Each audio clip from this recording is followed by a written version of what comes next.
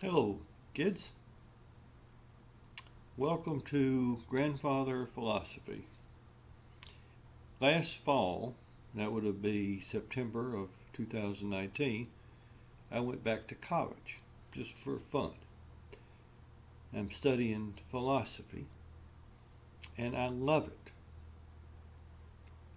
I discovered something exciting about philosophy, and that it's not just intellectually interesting, it can help you live your life better. Now, here I am in the last quarter of my life, and I'm learning about how to deal with life's problems better. And I thought, well, these grandkids, they're in the first quarter of their life. They got a longer period ahead of them to deal with these things. So I thought it would benefit you to have some understanding of philosophy. And that's how I got this idea of having philosophy talks with you. Now, here's the problem. I'm just a beginner at all this stuff. We're going to be talking about ancient Greek philosophers, and I've yet to have any sort of class in it. So, to get started, I had this idea. I'll put these videos together and then share my thoughts with you about something. But I'll put in the videos by smart people that actually know what they're talking about. So, this is my first one. Now, philosophy is all about trying by thinking to comprehend reality and live well. It's about asking questions. Now, my favorite part is the living well part. That's what interests me the most.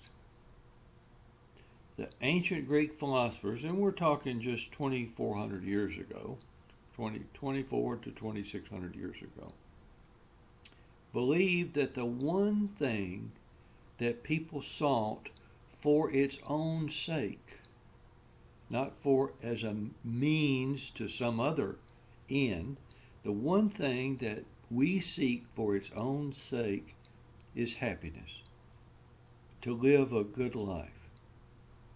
What does it mean to be happy? So, here's the idea. Why do you eat? Well, you eat so that you'll be healthy. Well, why do you want to be healthy? Well, you want to be healthy so you can do the things you want. Well, why do you want to do the things you want? Well, maybe so you can be happy. And being happy is not a means to something else. It's the end. It's the end product. Why do you do well in school? Well, I believe Audrey told me she does well in school so she can get into a good college. Well, why do you want to get into a good college? Well, I guess you want to get into a good college. One would hope that you'd want to get into a good college so you could get a good education. But the whole point of the good education, isn't it? Maybe it isn't, but maybe it's to have a successful career. And why do you want to have a successful career? Well, you want to have a successful career so you can make money, take care of yourself and your family.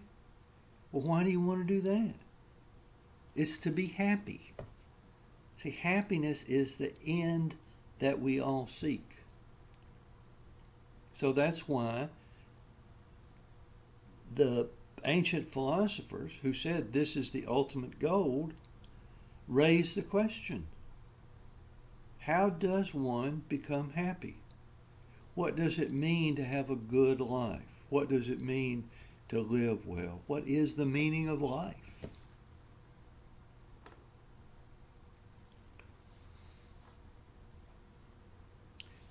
Now, imagine yourself that you're out in the woods someplace, maybe where you all go wading in the creek. And you're wandering around and you come across a hidden secret wall. Well, you're curious. So you climb over the wall and you find yourself in a beautiful secret garden. No one else knows it's there. As you walk around, you come across a group of men, old guys with beards. They're dressed in long robes, what they'll eventually call togas. You go up to them and ask them who they are. And they say, well, we're a group of ancient Greek philosophers. And we hang out in here in the garden and talk about things, talk about the meaning of life. Now, you don't want to miss this opportunity. So you ask them, what is the meaning of life? How does one live the good life? What is the good life? How do I be happy? Well, I climbed over that wall when I went back to school. And I met some of these guys. They've got answers to these questions. And that's what I want to talk to you about. Their answers to the questions of how do you lead a good life and be happy. Philosophy is all about asking questions. But that's enough of me for this one. What I want to do now is show you a video by a really smart guy. It's his first video in a whole series of videos, and we'll probably look at more of them, and it's called What is Philosophy? I don't think this is too difficult for you. If it is, let me know, and we'll make some adjustments. But if not, enjoy it, and I'll see you next time.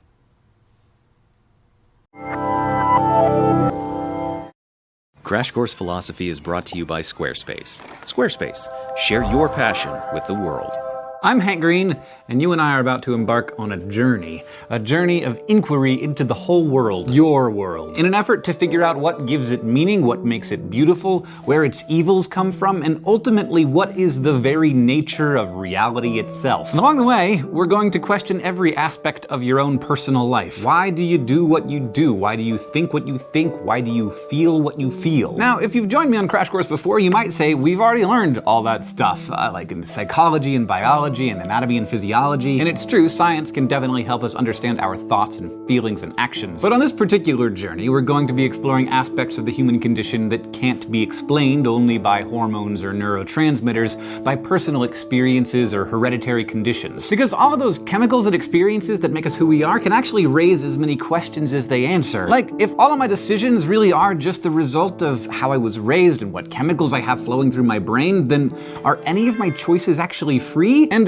if I'm not truly free to make my own decisions or choose my own actions, then how can I be held accountable for them? Yeah, it's gonna be that kind of journey. Rather than just looking at the world and describing what we see, we'll be evaluating it. We will take nothing as given, set our assumptions aside, or at least try really hard to, and do our best to see the world as if we've never seen it before. And for what it's worth, we'll also be talking about Batman and what Dick Grayson can teach us about the concept of identity. And we'll learn how The Matrix can help us understand the life and writing of Rene Descartes. Also, we'll try to answer unanswerable questions and puzzle over paradoxes that have plagued geniuses for thousands of years. It's gonna be hard and enlightening and frustrating, and if I do my job properly, it'll stick with you long after you and I have parted ways, because we are going to do philosophy.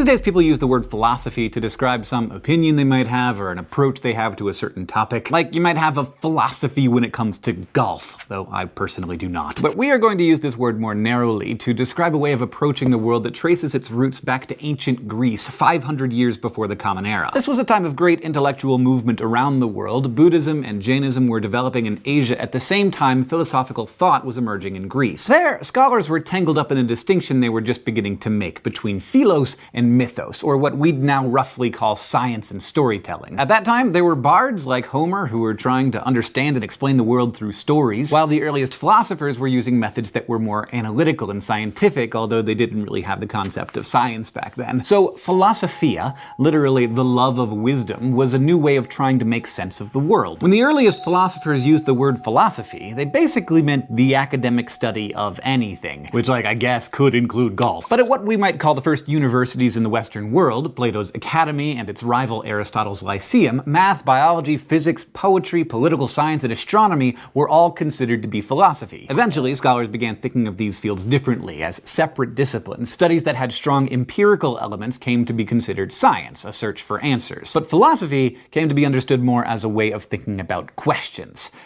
Big questions. And today, 2,500 years after the ancient Greeks first brought them up, philosophers still love asking questions, oftentimes the same questions, and they don't mind that they never get an answer. So, what are these big questions that have managed to intrigue and stump philosophers for so long? One of the first might best be phrased as, what is the world like? Sounds simple enough to answer, right? Like, just look around and see all the stuff, well, this is what the world is like. But the philosophical approach isn't just based on observation. It has other, much more complex questions packed inside it. When a philosopher wonders what the world is like, she might really be asking, what's the nature of reality? Like, is the world just made up of matter and energy, or is there something else going on? And if it is just matter and energy, then where did it all come from? Is there a god? And if so, then what is he or she or it like? And for that matter, when you're asking about the world, can you also be asking about the nature of yourself as a citizen of the world? So, what kind of being am I? Do I have a soul? Is there something immaterial about me that will survive after I die? All of these questions are ways of exploring what philosophers call metaphysics, one of the three main branches of philosophy, an effort to understand the fundamental nature of the world, of the universe, and of being. Now, if those questions aren't heady enough for you, we, as students of philosophy, also have a whole separate set of questions that are about how we know the answers to any of this stuff. This particular strain of philosophy, which is like knowing about knowing, is epistemology, literally the study of knowledge, the second major field of philosophy. And it poses questions like, is the world really what I think it is? Like, really, is everything I see and think and experience, is it actually true? If it isn't, then what is true? And what's the best way to go about figuring out the truth? Is science the best way, or are there more ethereal paths to truth? Paths that science can never really travel? And let's say that after a lot of searching and question asking, I begin to develop some ideas, like an inkling about what might be true. Then, how do I know if I'm right? How will I ever know I'm wrong? Can I ever be certain about anything? Now, at this point, I wouldn't blame you if you're thinking, am I real? Do I know anything? Well, as questions go, these might not seem super practical, but there's another area of philosophy that helps frame your thinking around what you actually do, like how you should act and what you should attach meaning to. It's called value theory, and it's usually divided into two main branches. The first is ethics. You've heard of it. It's the thing that politicians are always said to lack and Jedi are supposed to have in great supply. Though, don't get me started on the prequels. In philosophy, though, ethics isn't just a code of what's right and what's wrong. It's the study of how humans should live with each other. Rather than just sitting around and judging people, ethics involves posing questions like, how should I live? Is there any reason that I should treat, say, strangers differently than the people I love? And for that matter, do I owe anything to myself? What about animals or the earth? And if I do have any of these obligations at all, where do they come from? Who says? Ultimately, whatever system you use to decide what's good or evil as human behavior goes is determined by your values. That's why ethics is considered part of value theory. But the other part of value theory isn't about what's right. It's about what's beautiful. Aesthetics is the study of beauty and art. Now, the concept of beauty is talked about practically everywhere, from the media to art school to barber college. But for philosophers, the pursuit of aesthetics involves considering what beauty philosophy is and whether it even exists. Aesthetics is a part of value theory because beauty and art are things we value and evaluate. And many people who study this particular kind of philosophy, known as aestheticians, believe there is such a thing as the beautiful. Something that doesn't just depend on what you happen to find attractive, but something that's just objectively true. And finally, there's one more aspect of philosophy that I should mention because it doesn't ask questions so much as help us find answers. Yes, finally, some answers. And that thing, which I happen to think can be beautiful in its own way, is logic. Logic is the philosopher's toolbox. It contains the saws and hammers, the microscopes and beakers that philosophers use to go about answering their questions in a clear, systematic way. Logic is about reasoning, giving strong arguments that don't fall victim to fallacies, which are, as you will learn, the mortal enemies of philosophical precision. Okay, so metaphysics, epistemology, value theory, they might all seem pretty airy and abstract, but don't worry because you have already done philosophy, even though you might not realize it. You do it in almost every aspect of your life. Every time you argue with your parents or wonder if you should date someone or decide to eat a salad instead of a ham and cheese hot pocket, you are doing philosophy. Because you're thinking about the world and your place in it. You're figuring out what you value, why you value it, and what you should do about it. So here's our plan. We're gonna learn about the major fields of philosophy, posing questions and considering possible answers along the way, and each time we will use a two-step method. First, we'll really try to understand. You're not gonna agree with all the ideas that I present to you, and I won't agree with them either. That's not the point. The point in step one is to really try to get inside of an idea, to understand it as charitably as possible. Then, in step two, you'll subject your understanding to some serious critical evaluation. Basically, you'll try to knock down what you think you know about a particular view of the world. And you'll do this whether you agree with the view or not. Why? Because only when you challenge your understanding of how some people view the world can you decide for yourself if theirs is a view worth having. Which leads me to my final point. Philosophy is not your usual field of study. I'm not going to be teaching you a body of knowledge where success means you know a bunch of stuff. Success in this course will mean that you know how to think. All we have are questions, and all you have is a brain. And the goal of philosophy is for you to use your brain to come up with the answers that make the most sense to you. You'll learn how to formulate arguments to support your ideas so you can explain why you think you're right, which, if you've ever been on the internet, you know is something that not a lot of people are good at. In order to do that, you're gonna need to understand philosophical reasoning, the tools we use to investigate life's most perplexing questions, and that is where we're gonna be headed the next time we meet. For now, you've learned about the historical origins of philosophy in ancient Greece and its three main divisions: metaphysics, epistemology, and value theory. We also talked about logic and how you're going to use it to understand and critically evaluate a whole host of different worldviews. Not about golf. This episode of Crash Course Philosophy is made possible by Squarespace. Squarespace is a way to create a website, blog, or online store for you and your ideas. Squarespace features a user-friendly interface, custom templates, and 24/7 customer support. Try Squarespace at squarespace.com/Crash Course for a special offer. Crash Course Philosophy is produced in association with PBS Digital Studios. You can head over to their channel to check out some amazing shows like The Good Stuff, PBS Spacetime, and Physics Girl. This episode of Crash Course was filmed in the Dr. Cheryl C. Kinney Crash Course studio with the help of these amazing people, and our graphics team is Thought Cafe.